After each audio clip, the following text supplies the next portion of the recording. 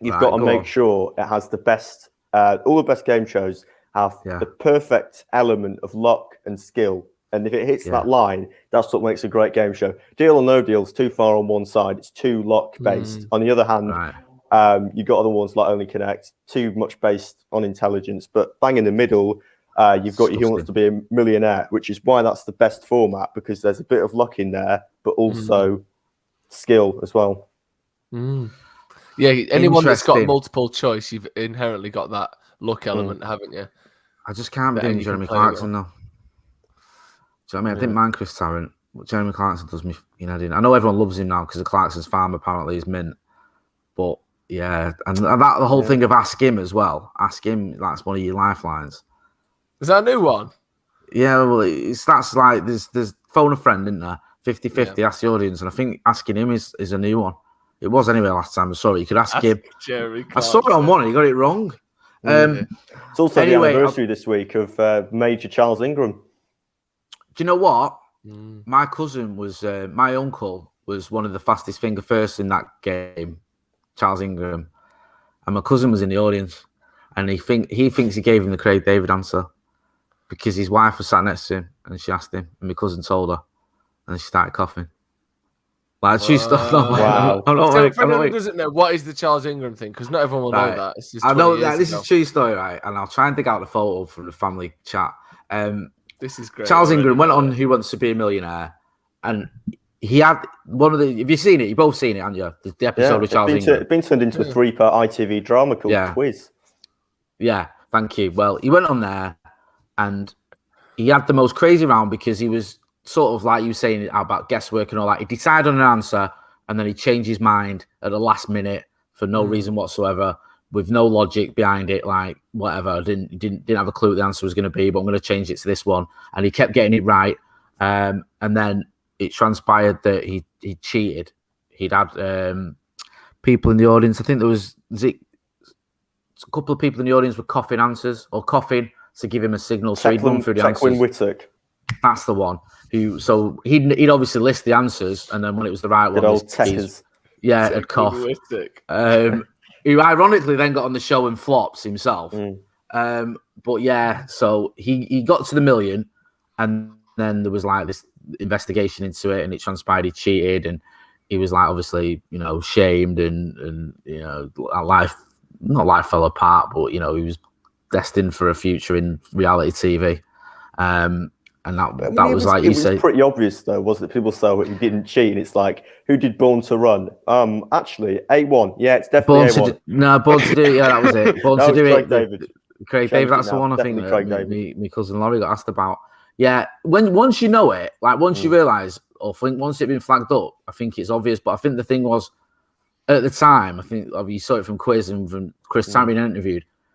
Everyone was caught up in the fact you just got this crazy mayor who's just making these random decisions, and it's exciting, and no one really notices it because you get people coughing in the studio anyway, and it's just like, okay, maybe it's just one of the things. But when you start flagging it up, it's like, so actually, what happened then? So sort of reframe what happened with your cousin again. Now we know that. Right. So Laurie, my Uncle Steve, who I shouldn't really say this, but we don't get on with him anymore, so I can. He's one of the thickest men ever, right? How he even got to the fastest finger round is beyond me, but he certainly didn't get past that. He was on that, so my cousin's gone with him, Laurie. And I think a couple of others might have gone, but Laurie was sat next to Charles Ingram's wife. So when you see the pictures, if I can find it, on some of the pictures of Charles Ingram's wife in the audience, you can see our Laurie next to him.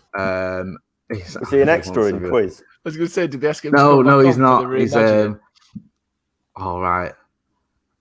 I can't. I'm trying to get a picture of I can. It's sort of all the pictures I've got have kind of cut him out. It's just a picture of her coughing. I will find one anyway when we're not doing the one. After we finish this, I'll find one and dig it out and show it you. So yeah, so she was like on that Born to Do It one. She asked Laurie, "Is it?" Because he said he said A1, didn't he? Yeah. As his answer, and he was like almost about to say. He'd never heard of them. Yeah, he said he never heard of him. Like, he didn't have a clue. He said, I don't have a clue. I've never heard of him. I'm going to go A1. And then he went with his final answer. And she said to her, like, is it A1? And he went, no, it's Craig David. And then she started coughing frantically. But even Laurie didn't tweet this as something dodgy. Do you know what I mean? I don't even think he knew. This sounds so fake, by the way. I know it does. I believe it though. But I'll show you. I'll dig out the fit. And also, do you remember? I don't even remember. They did a documentary on it. And my uncle Steve was on the documentary because they have talking heads. Yeah. And I remember his only contribution to the documentary was he wasn't coughing much beforehand or something. That was it. That was the only line they used of him. Something like that. Because he was coughing as well during the thing, apparently. Anyway, so she asked him. He said no. He said it's whatever. She started coughing. He's changed his mind. He's gone with Craig David. He's got through. That was the end of my cousin's contribution to the massive fraud that went on national television. And I just want everyone to know he wasn't involved in it. He didn't even know what the fuck was going on. But yeah. The thing is, right, if he stopped at 250 grand, no one would have noticed. No. And he would. And this was back in the day when 250 grand was a lot.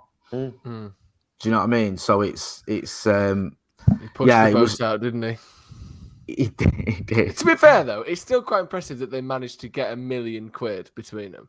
That's still quite impressive that they knew that. Just, how many people were in the audience, 2 or 3 or whatever. Just the fact that they got them all right, that's still pretty good. Because he did win $1 million, didn't he? Yeah, but the weird thing is, like I say, when the other guy went on, who was helping him, he flopped. It's not that easy to just because this is before obviously Google and stuff like that. So you're having to. Well, that was his last question. What was that? Oh yeah, is it how many? One with 100 zeros. Yeah, Google. Yeah, that was. But didn't someone else grass him up? That was it. Someone else in the audience got onto him. Honestly.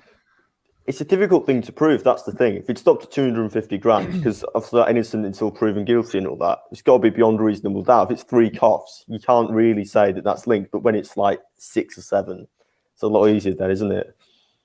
I don't. If that was going on next to me and I knew it was happening, I wouldn't grass on that. You're nicking money from ITV. Oh, who cares? £1 million to them. That's nothing. They probably get more than that from all the newspaper coverage and stuff if someone wins $1 million. I don't even mind that. It's worth it to them for advertising.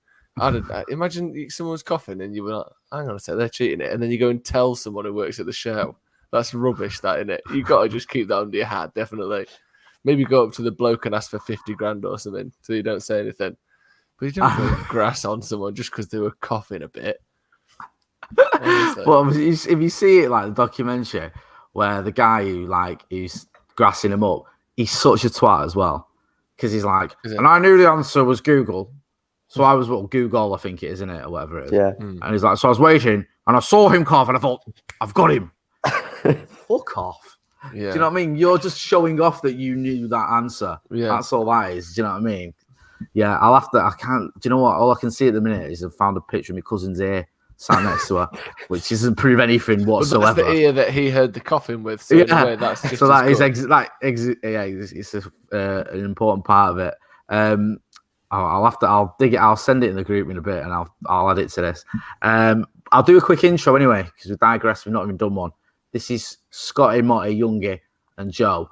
No Scotty today, but we've got Youngie and Joe.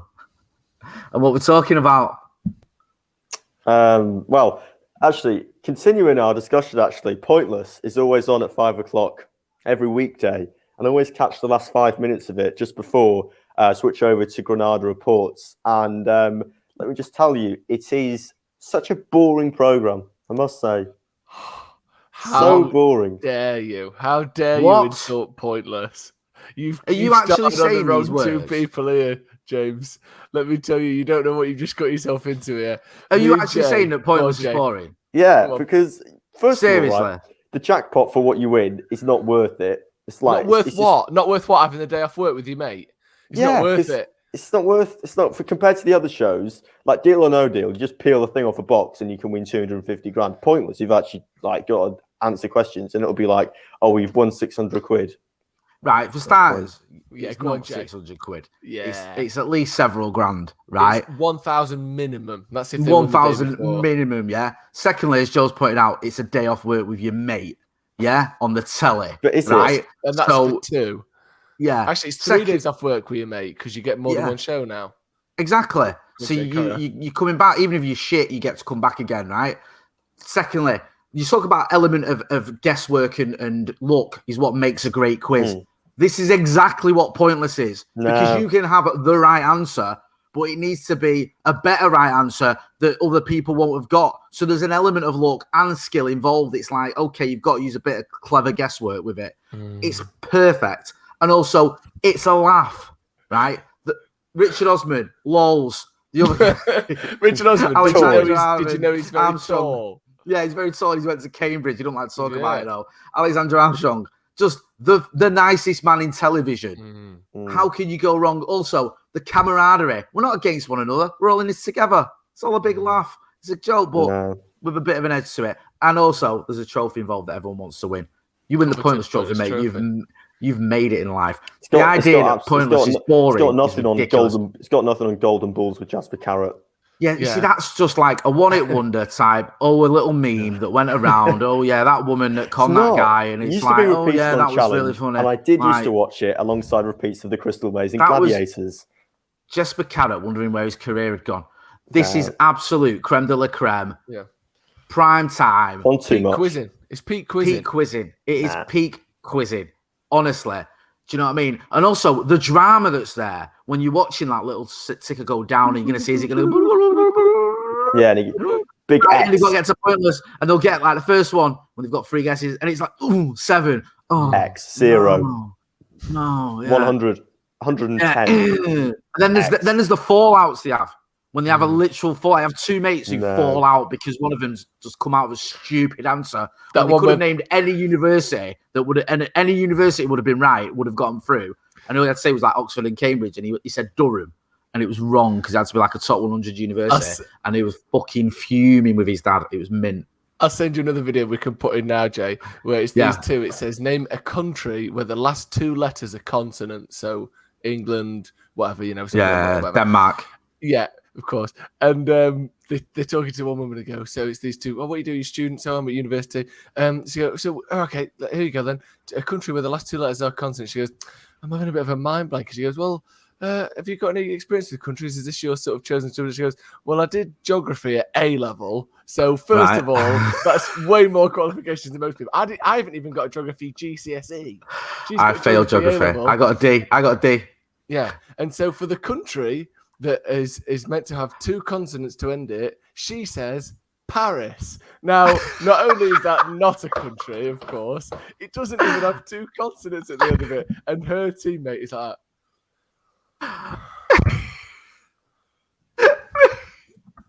it's absolutely sensational. Proves my point. That is like Monty Panesar on Mastermind. Have you ever seen this? Yeah, have you ever seen? Joe, did me and you watch this? No, well, it would be better if he did pass everything. He answers them, but he answers them in answers that don't make any sense whatsoever. It's literally like a 2 Ronnie sketch. He answers the question before every time. It's like,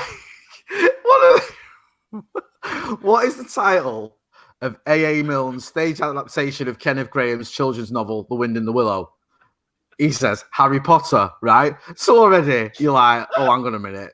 He's having a bit of a stinker here. And and then it just gets like completely ridiculous. Like there's one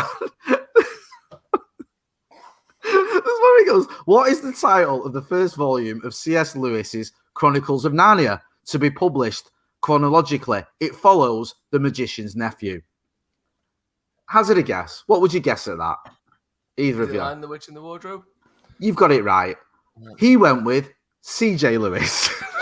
This doesn't make any sense on any level. Right? There's loads of passes, right? But this is my favourite answer, perhaps in any quiz in the history of mankind ever, right?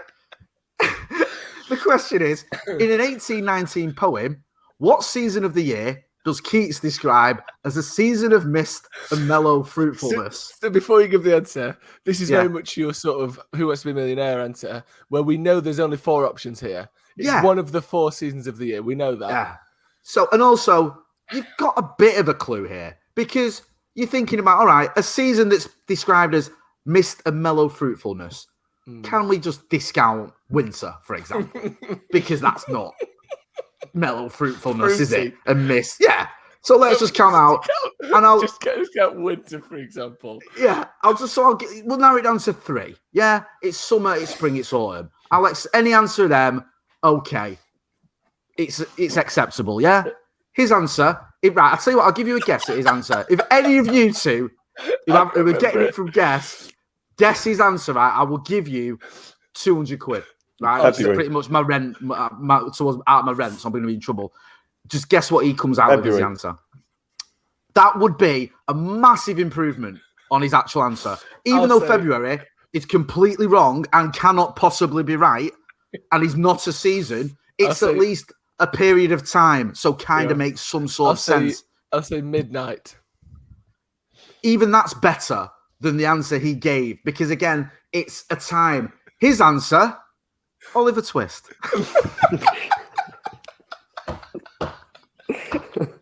The season that Keats describes as one of mist and melon fruitfulness is Oliver Twist. That famous season between summer and winter. What was the question before? The one. Like, he's passing on loads here. He's passing on him. Just the one where Oliver Twist would be the right answer. Yeah.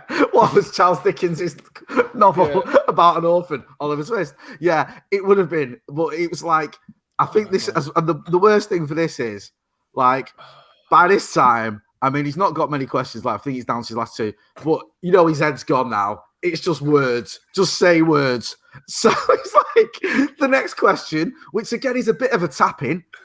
In which city is the television comedy series Cheers set? Right? Boston.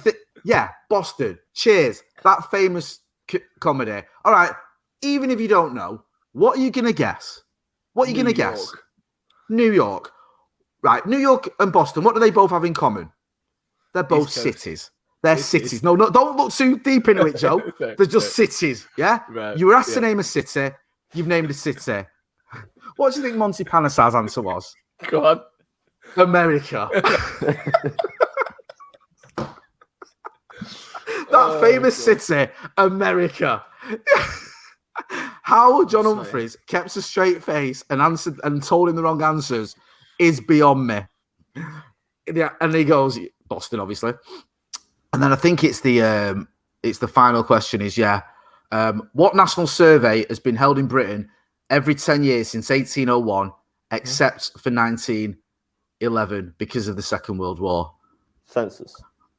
He doesn't give an answer. He says, I think for this. Oh no, he goes. He doesn't give an answer. He just stares blankly. So John Humphreys tries to help him out, says national survey, and he just gives a sound. On the transcripts here, I've got as his answer. And John Humphreys just says, "I'll give it to you, shall I?" Census. And Monty Panesar, okay. I'll take your word for it. If you say so. That might be the best bit of all. Okay. I didn't know it. Okay. Completely given up. Completely put aside any idea that he's going to get any of these right. It's the sentence. Okay. I mean, what do you want me to do with that information now, John? Okay. It's like the worst thing about that is you can see the answers just getting gradually less and less likely to be right. Like they start off relatively, like what star sign of the zodiac is represented by a crab?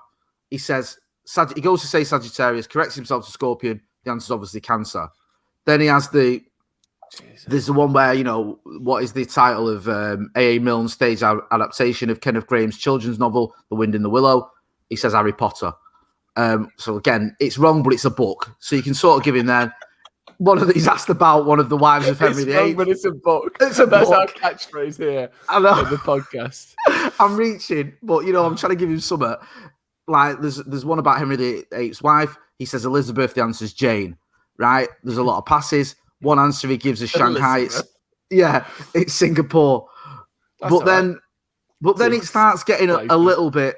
It starts getting a little bit like where you're like, you're losing it a bit here. So it's like birds described as pelagic, is it? Spend most of their lives flying over what? He says, well, yeah, that's the answer to the sea. He says the sky, right? So you think that doesn't make any sense. How do birds fly over the sky?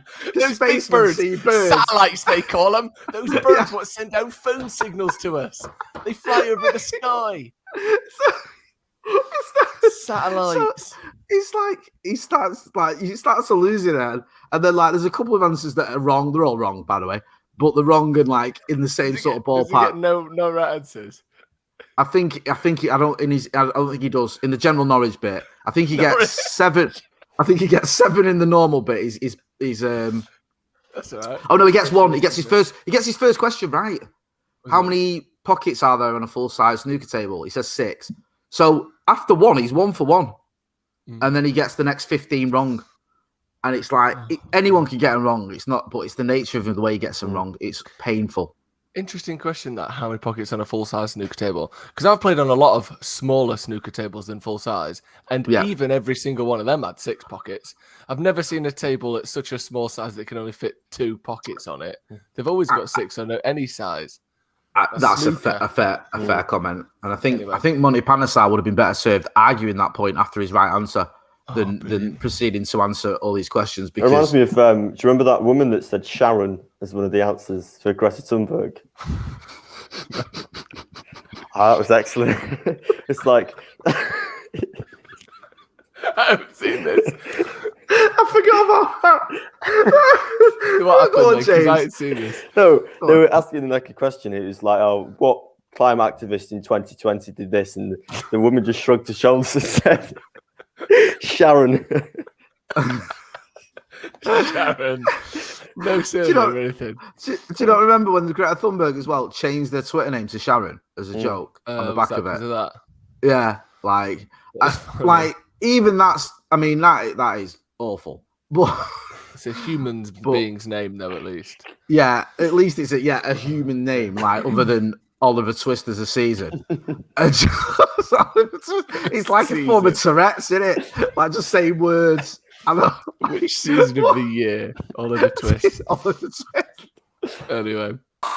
Right. General knowledge. You've got 6 points so far. 2 minutes. Let's go. How many pockets are there on a full-size snooker table? 6. Yep. Which sign of the zodiac is represented by a crab? Sagittarius, Scorpion. Cancer. What is the title of A.A. Milne's staged adaptation of Kenneth Grahame's children's novel, The Wind in the Willows? Harry Potter. Toad of Toad Hall. Henry VIII had 3 wives called Catherine, 2 called Anne, and another who died shortly after she gave birth to the future Edward VI. What was her name? Elizabeth. Jane. What's the standard international unit of absolute temperature? It is indicated by the letter K. Oh, gosh. Pass. Which Asian island city-state is served by Changi International Airport?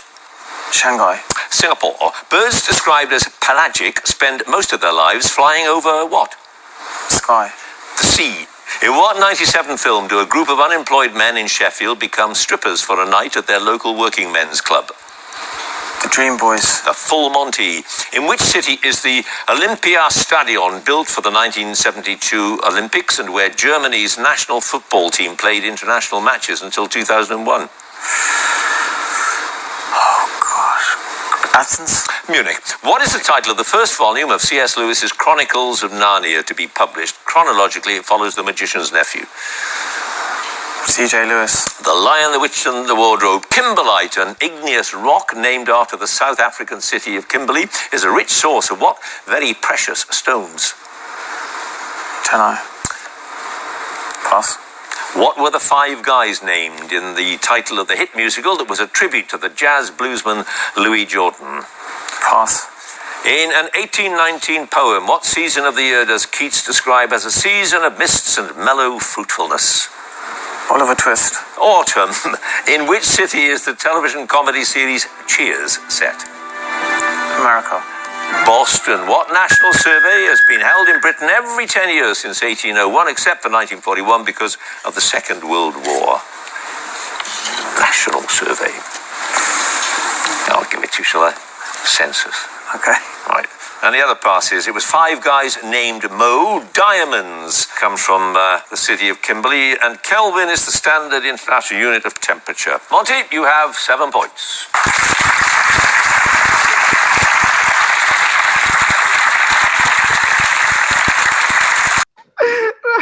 Anyway, sorry, we've digressed on a absolute quiz, a wonderful quiz. That was great. Thanks for that, Tangent. Jay.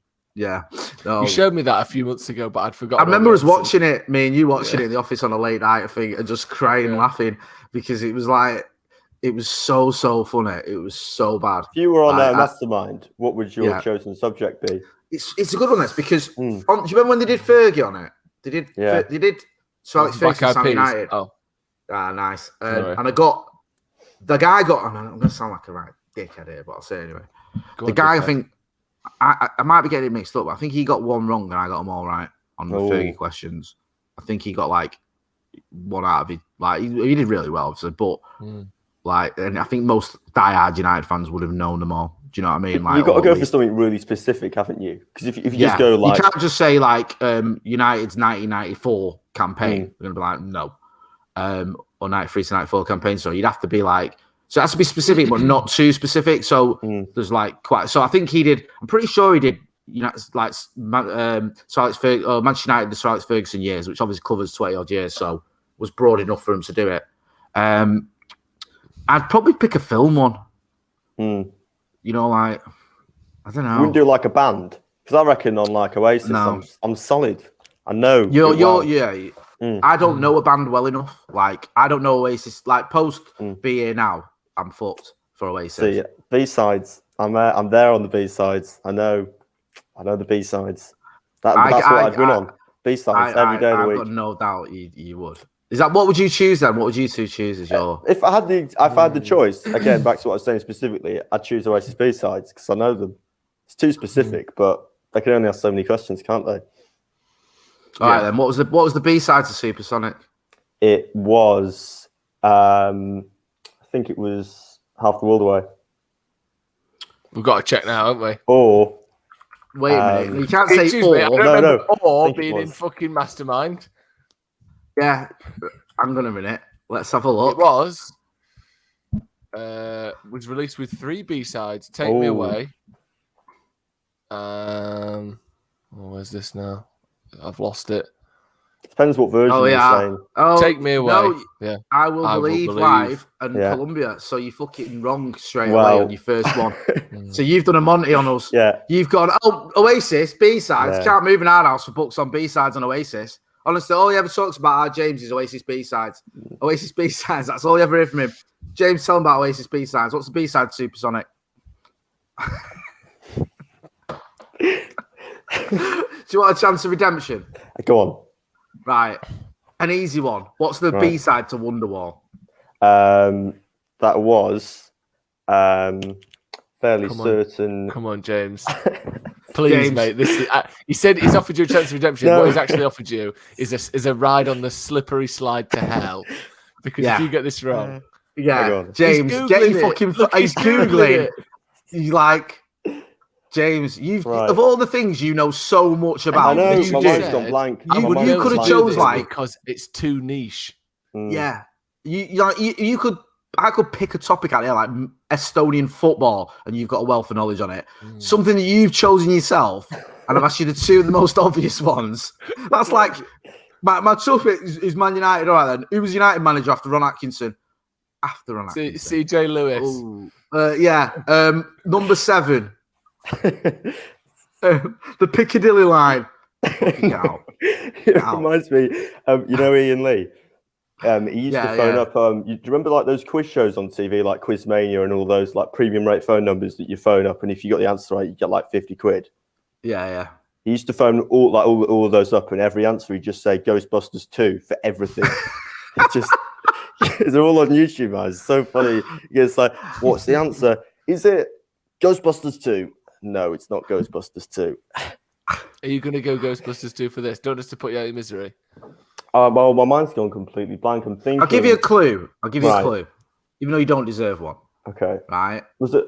There's more than one, but I'll let you can have any of them. There's 3 you can have. Okay. And one of them Yes, Yeah, he's there we go. fucking. I was gonna say that was Ben McClure. I was gonna say one of them is one of the best Oasis songs ever.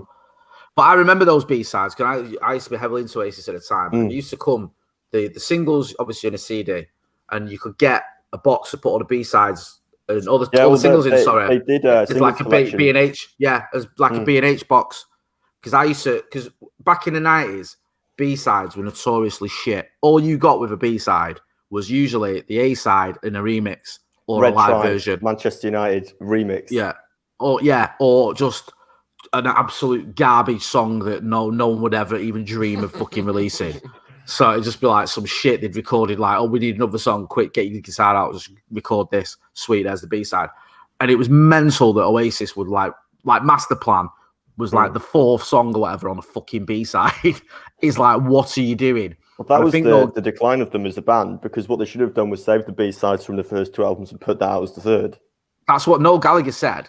Spot on, because I saw an interview and he said that had they done that instead of Be Here Now, they would have been like, I know it sounds shit, but at the time it was good, U2 levels of fucking dominance, whereas or they didn't quite get to that point of truly being the biggest band in the world anymore.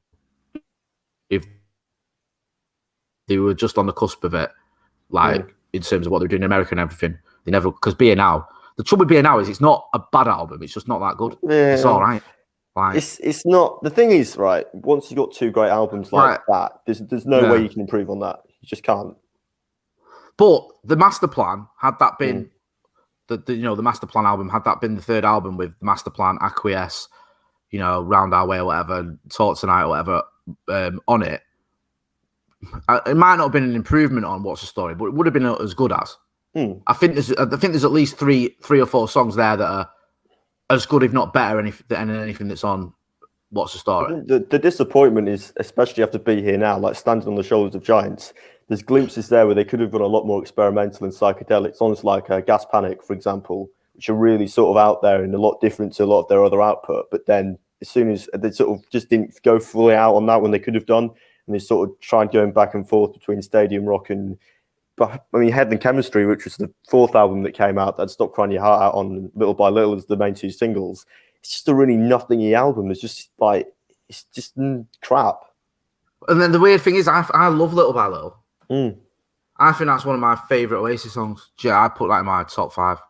Genuinely. I saw him at Liverpool once, and Little by Little fucking blew the house down. It was fucking mint. But like you say, that the rest of the album, you can flush it down the toilet. Like, genuinely, it's just like, it's nothing there. And also, the album listings was weird. Like, the fact that they put some B-sides as just B-sides and didn't put them on the album. I mean, Let's All Make Believe is a great B-side, and that was the B-side to go Let It Out or Standing on the Shoulder of Giants, and didn't make the album. But some of the tracks on that album that managed to get on there, like Little James, which is probably the worst Oasis song ever, which has got great rhymes such as, have you ever played with plasticine, ever tried the trampoline? That made it on there instead. I've always thought some of the lyrics are a bit fucking ropey. On some songs are a bit like... Well, that's the whole point, though, isn't it? Yeah. That's part of the charm. That is. Yeah, it is. It's not the first rhyme you think of, but it's only the second rhyme you think of for most of them. Do you know what I mean? It's a bit more than the first thing, but it's not like, wow, that was deep. It's comfortably, it is like we could think of it, but we haven't thought of it, which is why they're so good. They've got a sort of comfortableness, haven't they? Comfortability. Go on then, Jay. What's your mastermind thing? You can't have Fergie because he's already had that. Nah, I wouldn't have Fergie. I wouldn't have fucking Oasis B-sides because James had an absolute stink and not a fucking chance. I couldn't even name you one. It's a problem though now, Jay. You set up a precedent that whatever you say here, we're going to ask you a couple. And also, I got it eventually, so... You got one of your second, I'd probably go with something like... You'd have to... I don't know, maybe films? Something around films? Films? Your special subject is films? Film studies. You can't have film. Was you saying about it being too narrow before? That's way too broad. I don't know. Maybe something like the subject, the past. Yeah, maybe. I could have some on JFK because I did that at uni, so I've got quite a good learning at JFK. But I don't know how deep it'd go. Because he started asking me like loads of difficult questions about his cabinet, or do you know what I mean? Things Manchester like United's 1991 European Cup winners' cup run. Yeah, maybe something like the films of Tarantino or something. I used to be into Tarantino when I was younger. I might get tripped up though on like the Hateful Eight era. Do you know what I mean? Like I'm a bit because there's going to be one or two where you're not too sure, but I think that would be my one. It's a bit of trivia for you then, right? On 9/11, what team are United supposed to play in the Champions League? Fucking hell, mate! Now you're asking. 2001. 2001. So it would have been group stages, aren't we? Now Yeah. group stages, 2001. And it got cancelled. I don't know. I'm trying to. Deportivo. No, I think it was Anderlecht. That was a complete stabbing at that. I'm just trying to think of early 90s, late 90s game teams that we played. I couldn't think of any. Interesting. Yeah. Joe, what would you go for? I don't know if you're on Celebrity Mastermind. Could you pick yourself? Because technically speaking, that's enough of a sort of. I think if Monty Panesar had picked himself, he'd have still got questions wrong. But he said, what sport does Monty Panesar play? Treacle pudding. I don't know what I'd do. Afghanistan. Maybe something to do with the Beatles if we were going for music. That's a tough one. But if you Olympiacos. Olympiacos. I wouldn't just be the Beatles. It might be. I don't know. I don't know I don't know what I'd do with it, but yeah, maybe something like that. I don't know. It's too. Go on then. Go on. Really. Give me a Beatles. Give me what it was, and I'll ask you a question on that. Go on. What? Give me what your subject would be, and I'll choose. I don't know. It can go with anything. I'll just get it wrong. Right, then. What get it wrong. Okay, Paperback Writer. What single was? What was that? The B-side to? Don't know. Can I have a guess? Pass. I don't know what I'd do really. It's hard, isn't it? Ticket to Ride. I'll have a look. No, it's the wrong era. See, I don't even know the Beatles. It'd be something like. Come on. See, you know the era. I don't even know the era. I'm just fucking guessing completely. Well, it's a trick question. It was actually a song. No. Let's stop. It's not a trick question. You don't do that on Mastermind. You don't go, question. Actually, it's a trick question. There isn't one. Yeah. That's not how it works. Yeah. Do you know what I mean?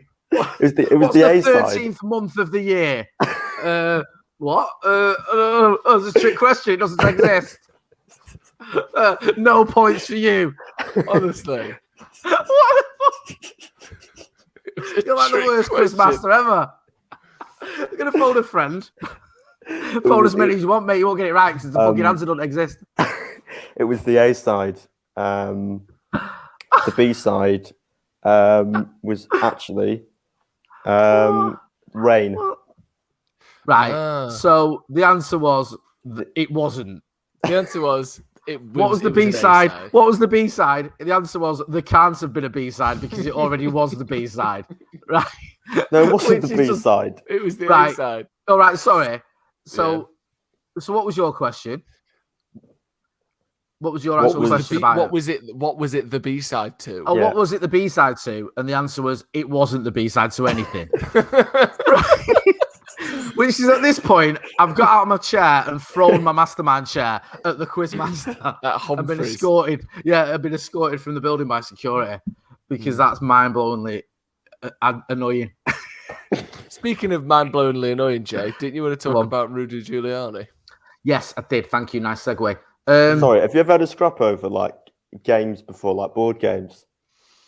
I'm notorious for being a proper knobhead with board games.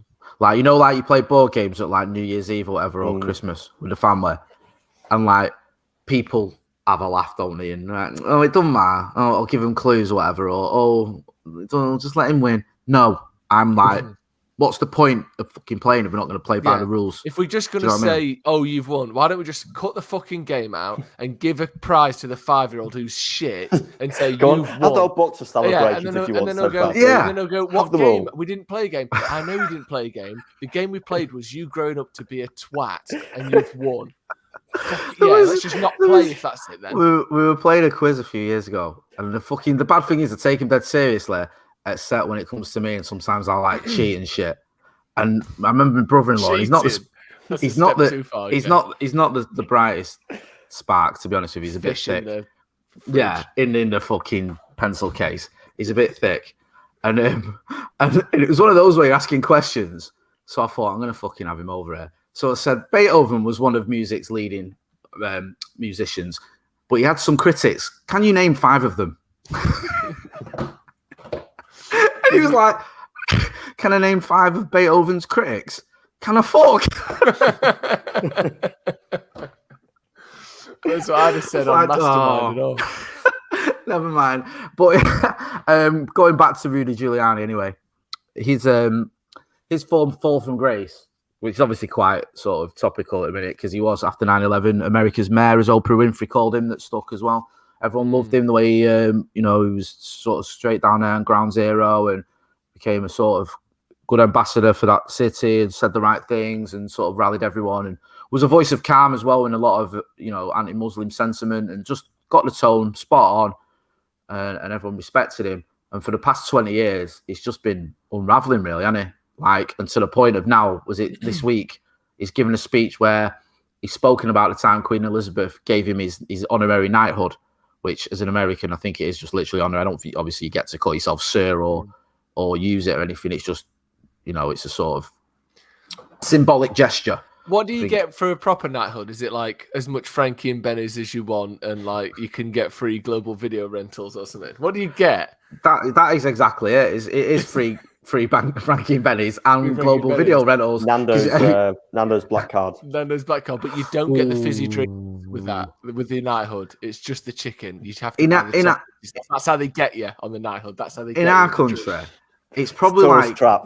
There probably are like things you get with it that are just proper. Like you can walk your sheep across the London Bridge without being stopped. Use the toilets in Parliament. Yeah, kind of like just proper sort of archaic nonsense. Pay 50p. Yeah, yeah. You're allowed to do drugs in the toilets at McDonald's, and no one's allowed to kick you out.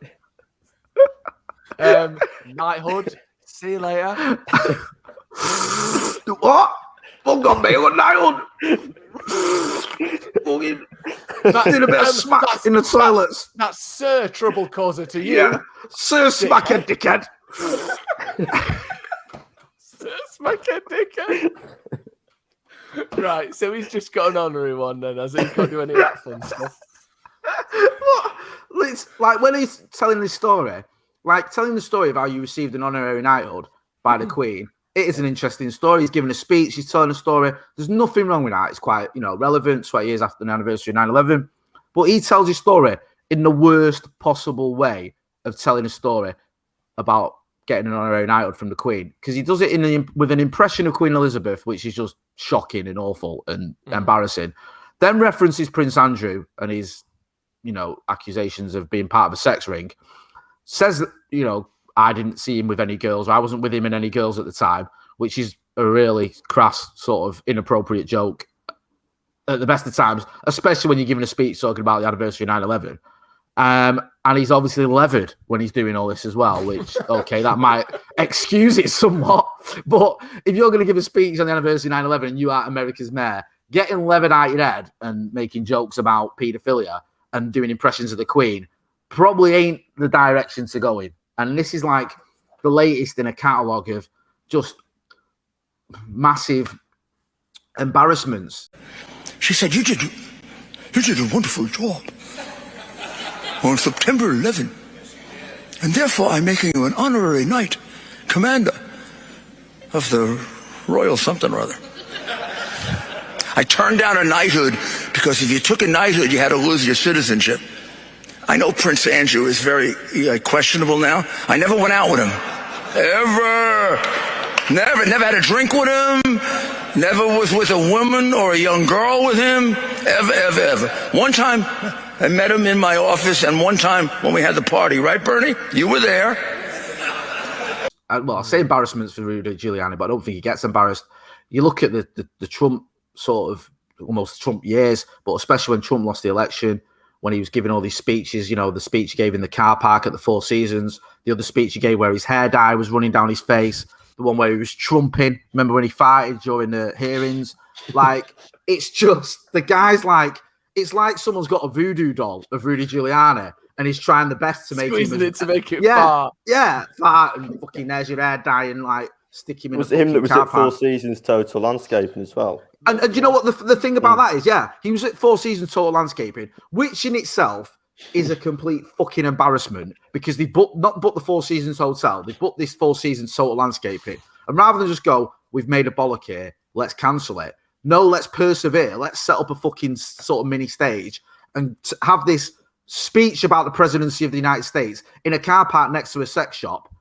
And then during this speech, if that's not bad enough, during this speech, Biden is declared the winner by the networks as he's giving his speech. And then he's told that. And then he goes on this rant about all the networks. And now the networks, like he's a proper crazy man in this car park. And you just think, this is just couldn't get any worse. Like, you know, and you're not even touching on the things like the Sacha Baron Cohen stuff and other stuff that's gone on. I mean, it's like for the last 20 years, he's been gradually eroding all the sort of the prestige that went with his name. And in the last 2 years has just cranked it up like several notches. Like he's on a path of sort of a quick path to self-destruction. You know, and you saw him on, I think it was Good Morning Britain about a year ago when around the time of the election, just under a year ago, when he was just ranting. He ranting at Piers Morgan. No, Piers Morgan's a knobhead, but he was ranting at him and just lunacy. It wasn't even anything coherent. And you just think, this guy's just lost it, man. It's sad as well because with all the 9/11 documentaries that are going on at the minute, and you look in the back and you remember it, and you remember just how, like I said earlier, he got that tone so right, and he was a good sort of beacon for everyone, and everyone respected him, and you know, he sort of gave a lot of Americans a sort of a little bit of hope, you know, we're going to get over this and we're going to be all right sort of thing, and everyone, you know, sort of warmed to him, and even people that weren't from New York, and obviously people even in Britain or overseas highly respected him. And at one point, you know, he was a favourite for the presidency in 2008, I think. And it's just now, it's just shambolic. It's almost sad to see, really. So what do you think it is then? Do you think it's him just losing his way and slowly getting dragged further and further from what he used to be? Or do you think that, you know, what he was back in the turn of the millennium was kind of a sham and, you know, just a PR thing for getting it right with a team behind him? Like, what is it? Because now he's not only is he...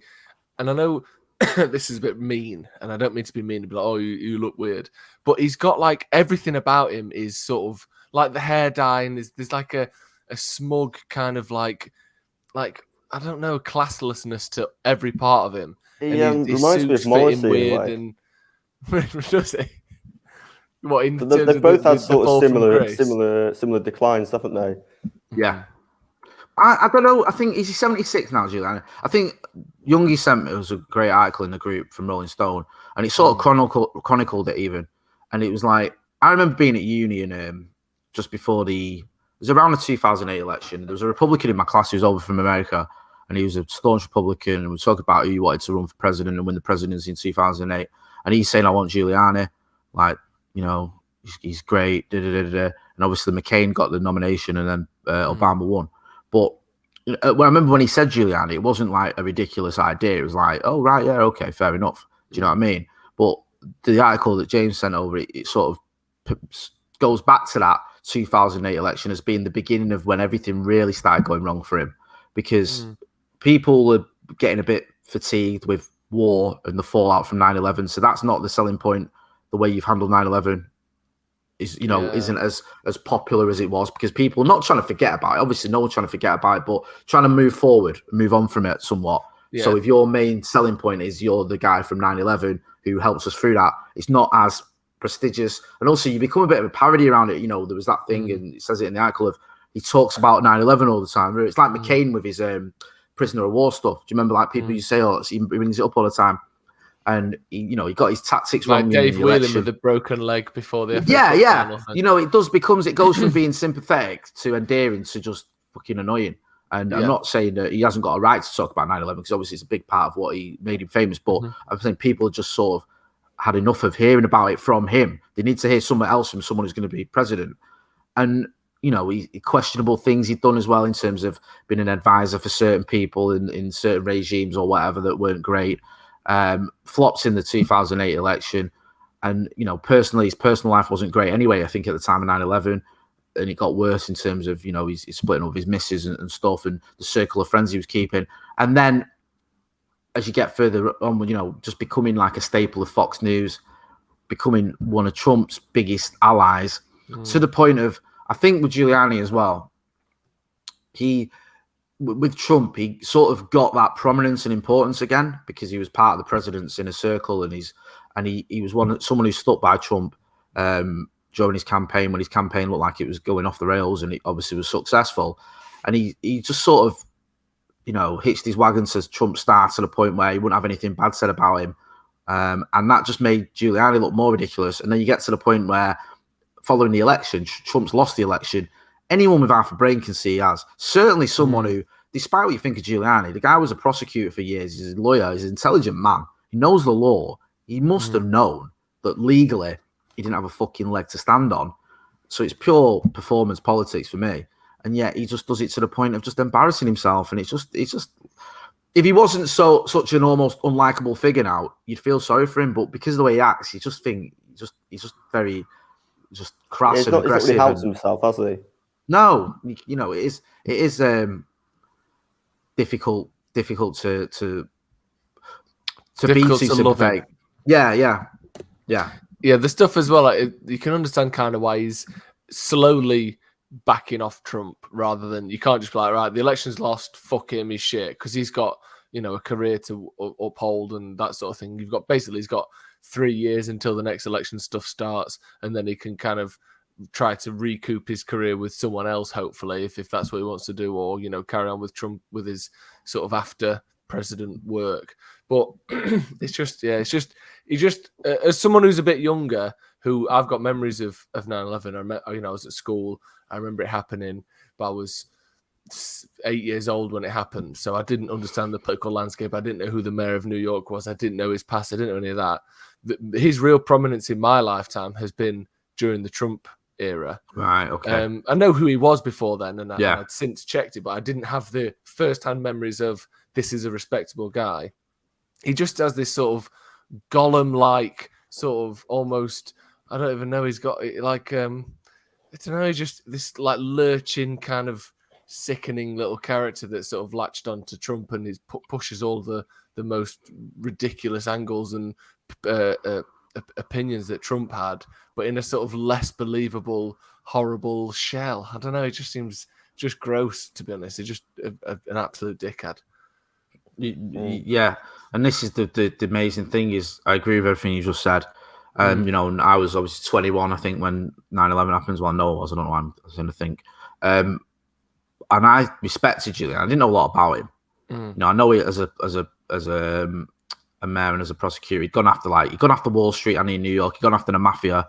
Very good at self-publicity, going after these big names. Do you know what I mean? These big Wall Street con men and people who'd the Bernie Madoff types. I don't think it was Madoff, but you know what I mean, like the big sort of Ponzi schemes. Yeah, Ponzi scheme type sort of fraudsters in Wall Street, who everyone, these multi-billionaires, and he went after him and won. Went after the mafia and won, and was just seen as this sort of guy who, took no prisoners, and no matter what, you might not like the guy, but you could sort of respect him. And after the 9/11, his rhetoric was balanced. Didn't from what I remember, it wasn't like at a time when America's obviously grieving and very angry as well. He could have had if he'd have been like he is now, he'd probably come out and said, let's go and shoot everyone and let's go and invade and kill everyone, which is not too far off what a lot of what went down. But he didn't. He was a little bit more measured and about coming together, and it's just what everyone needed to hear. And now you look at it, and he's just like you say, Joe. He looks awful. Like, I know he's a 76-year-old man, and you can argue with most people at 76, but he's got like a real it's just like gargoyle quality to him. And he's does that thing, and I hate this when a lot of like it's not exclusively to the right, but a lot of right-wing politicians do it, of try to be funny and not being funny, try to crack jokes and not cracking jokes that are just not funny, and it's like you're just ranting almost. You're not being funny, you're just having a go. Do you know what I mean? But smiling and trying to masquerade it as a sort of as humour. And I think Giuliani would just be better served if he just stopped giving interviews, stopped making appearances, just fucking retired. Like if he'd have retired 5 years ago, then all right, it wouldn't be perfect, his career. People would still pick holes in it. But I think he still have the respect from a lot of Americans. And now I think Rudy Giuliani, if you put his name in a search or, on Twitter or whatever, he's just a figure of complete farce. It's just like people just look at him like he's just an idiot. And yet that's so far removed from the guy that, was stood on the rubble at 9/11, on Ground Zero 20 years ago, with his megaphone or whatever and helping and, telling everyone to sort of come together when he'd lost people he knew as well. You just you can't believe that this is the same man. And his career's just gone down the fucking toilet.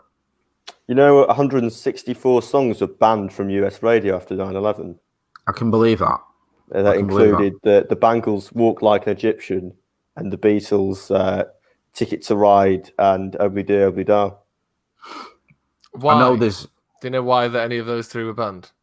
Yeah, I think it was because Clear Channel, who became iHeartMedia, sent a memo to its thousands of radio stations in the US that are all syndicated, the list of songs that they deemed lyrically questionable and insensitive to play.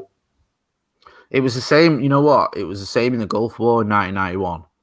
So I think it was New York City Cops by the Strokes couldn't be included on Is This It as well. They just removed from the US version. Really? They're quite ruthless with that as well.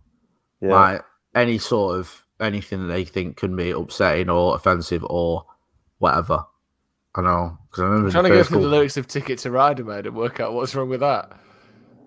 I mean, some of them you can sort of understand. I mean, AC/DC, Shot Down in Flames. Yeah, okay, fair enough. Blue Oyster Cult, Burning for You. Yeah, probably wouldn't play that. But some of the other ones, I mean, Yeah, I mean, Imagine by John Lennon. What's that band? Really? Yeah. Is that a joke or you been serious? No, seriously. Maybe because Imagine There's No Heaven. Maybe that's. Yeah, no, you're right. Yeah. Like little things like that. Yeah. It's not really what you want to hear when everyone's mourning. To be fair, I mean, I would never obviously, advocate banning songs. It's a bit draconian, but I think that obviously, there's a reason behind it. James, you wanted to speak about. We're running out of time, but you want to speak about. We don't have to talk about it. I was just going to say, it reminds me of when Prince Philip died. Yes. And the station that I was at went into. I love this station, by the way. Every time a story comes Did you do another obituary like you did for Doug Mountjoy? Was it filled with giggles? No, no. Does Joe know this story? No, we don't need to Joe, we have to go into it. Yeah, Joe, do you know the story? We're going to get to my news story, so we've got to read this one. Of what is, without being too harsh, one of the most disgraceful obituaries ever recorded by a radio station in the UK. You know this story about it. So we're doing this obituary for Doug Mountjoy, snooker player, Welsh snooker player. He's just died, and the producer, the guy that I was doing with, he said we're going to do 2 snooker stories, right? And I can't remember what order. He said we were doing it basically in a different order to the one that we were expecting it to. So he started singing Snooker Loopy just as we were about to talk about the death of Doug Mountjoy, basically. And we did them in the wrong order. There's 2 stories about snooker, so he's singing like Snooker Loopy. Yeah, and then I'm pop like the red end, screw back for the yellow, green, blue, pink, and black. Yeah, that. And I was like, oh yeah, we've got some sad news. Doug Mountjoy's died, and as I'm saying, I'm just pissing myself at him singing Snooker Loopy. And yeah, a fitting tribute to a Welsh hero. I'm basically laughing throughout the obituary, which wasn't great, not very respectful. But yeah, anyway, when Prince Philip died, the station went into mourning like all the other radio stations did around the UK. So we had to play slow music and that. But we were on the sports show that we did on a Saturday. We were on straight after the funeral, and our boss at the time was really nervous because Luke, who I did it with, had made he put loads of tweets out mocking Prince Philip's death the day before. Oh my God. What is going on at this radio station? And he was we had to persuade him. I was like, please, we're not going to say anything. We were only on there. No, we used to do 3 hours. It got reduced to 2. And that was an hour after the funeral had finished because he was really nervous that we were going to make a a joke about him or play like the Queen is dead or something like that. So, you know, like I was chatting to my mate, I was at a thing the other week with my mate who works at LBC, and she was saying there's like an alarm for when the Queen dies. Yes, it's called Project London Bridge. Is that across all the stations? So we had a TV in the studio, and we had it on the news channel just in case the Queen died. Right. That's I obviously, you know, it's going to be a sad time, but you should as a thing what's going to go on, because the Prince Philip thing was just it was counterproductive because people were just getting angry and annoyed. Like when you're going, right, we're going to have 2 weeks of coverage or whatever, and it's like people just aren't going to stomach it. And you know, you had people complaining and getting, especially when it's like Beeb, ITV, and Channel 4 all doing the same thing about someone who, without being, you know, disrespectful, doesn't mean a lot to a lot of younger people. Do you know what I mean? It's like he's the Queen's husband, that's it. So yeah, it was just a bit, I don't know, it went a little bit OTT, and especially like driving through town. And you probably saw it, Joe. I remember driving over the Mancunian Way and all the billboards and pictures on him, you know, the electronic billboards. You think this is just like something out of fucking 1984. It's like, you know, it's just overkill. Like, oh, come on. Anyway, have we got time to fit anyone else's stories in? Because we've spoken about Monty Panesar and quizzes and Rudy Giuliani, but we haven't really spoken about whatever topic you two wanted to talk about, which is a bit unfair. I don't think we've got time to discuss national insurance, to be honest. No, that's the point. Yeah, mine's about cuttlefish memories and some extra on that, but we can talk about that next week. Well, we've got the topic for next week then. It's national insurance and cuttlefish memories. So make sure you're tuning in. That sounds like a mastermind topic. It does. I want to talk about cuttlefish memories and national insurance. Make sure you're subscribing. That's been Youngie. That's been Joe, and I've been Motty. We'll have Scotty back soon, don't worry. So thanks for listening and watching.